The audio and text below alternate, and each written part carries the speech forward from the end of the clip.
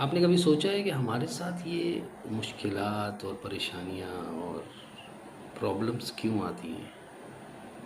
ان کی وجہ کیا ہے؟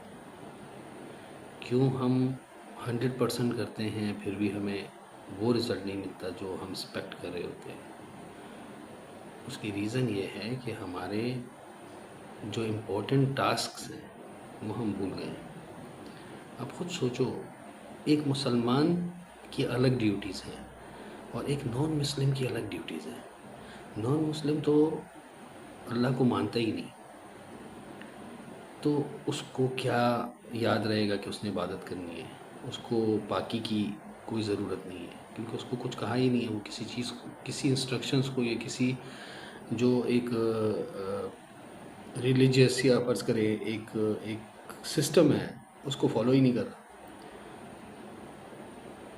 وہ صرف زندگی گزار رہا ہے جیسے اس کو دل چاہ رہا ہے، وہ بلیو بھی نہیں کرتا۔ لیکن ایک مسلم کی بہت ساری رسپانسبلٹیز ہوتی ہیں۔ جب آپ مسلمان ہو اور آپ 10 کاموں کی طرف کنسنٹریٹ کرتے ہو لیکن عبادت کی طرف نہیں کرتے، عبادت دل سے نہیں کرتے، جلد بازی میں کرتے ہو، دعا دل سے نہیں کرتے، جلد بازی میں کرتے ہو، سارا دھیان اس طرف ہے کہ یار یہ کام رہ نہ جائے، وہ کام رہ نہ جائے، جبکہ کوئی کام نہیں رہے گا۔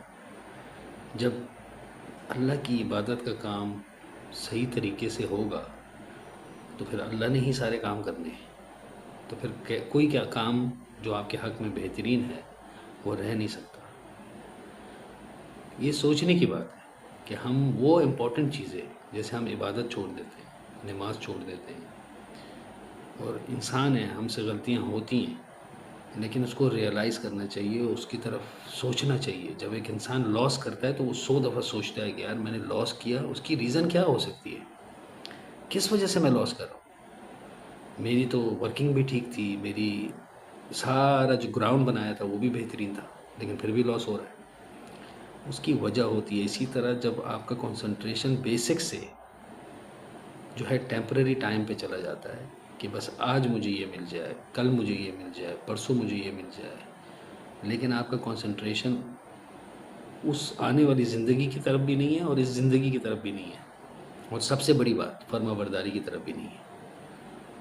تو جب آپ کے ذہن میں یہ ہوگا اور آپ مسلمان بھی ہو، خود کو مسلمان بھی کہتے ہو، اور کام آپ کرو گے الٹے، تو پھر رزلٹ کیسے پازیٹیو آئیں گے؟ اللہ کے حوالے کرو، اپنا جو ٹائم اسپینڈ کرتے ہو وہ بہترین کرو تاکہ اللہ کو راضی کر سکو۔ سوچیے گا، سوچنے کی بات ہے۔